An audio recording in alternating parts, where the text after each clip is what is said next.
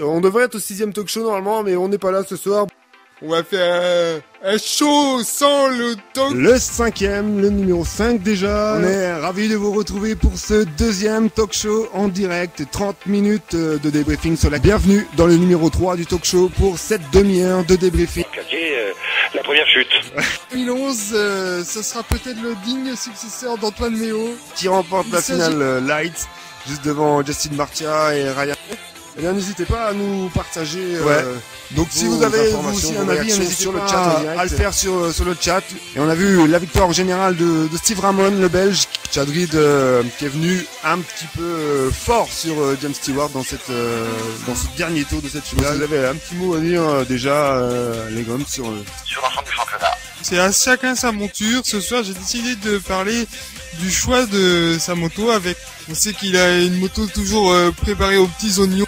D'après moi, il va regretter le fait de devoir rentrer en Europe. Parce que... Bon, Ryder, on peut comprendre que tes week-ends sont chargés, mais reviens un peu sur terre quand même. Non, James, je me plaisante. De la région Bretagne. Rapide, notamment grâce à ses capacités en BMX. Ce champion existe, bien sûr. Pour commencer, donc le 2 temps ou le 4 temps. Ouais, je pensais pas être d'entrée de match qui vient dès la première course, donc c'est du bonus, quoi. C'est du plaisir. Voilà. Ouais, voilà. Alors, bonsoir à tous. Il semblerait qu'on ait vraiment retrouvé le vrai Nicolas Aubin. Accent n'entame pas le mental, et puis c'est clair, au niveau de la moto, aujourd'hui... Ça va être complet en M1. La météo par Devoots. Ah, n'oubliez pas les collants sur le filtre à air. Ouais, c'est encouragé comme ça de voir que ça. Je peux pas faire. Pas encore le nom de fédération puisqu'elle est désignée comme l'Union Motocyclisme de France. Encore une fois, James Stewart, n'a pas lâché le morceau. Et Brock Title, forcément, ont envie d'écouter et de partager, de discuter sur ce qui s'est passé ce week-end. Les motocross qui se sont disputés en Europe ce week. Aujourd'hui, on ne pense pas au résultat ni moi, ni Team, ni Mika. Le nouveau pilote 450 du team Yamaha Monster Energy monte en puissance. Ah, c'est pas tout à fait ça. Après cette première expérience, le champion du monde en 2008, 2009 et 2010. Et donc là, c'est un... Et je rêve. Dessus, les deux boss se sont dans un autre univers et la vitesse à laquelle ils roulent, ça doit pas forcément être évident de réagir à cette vitesse-là.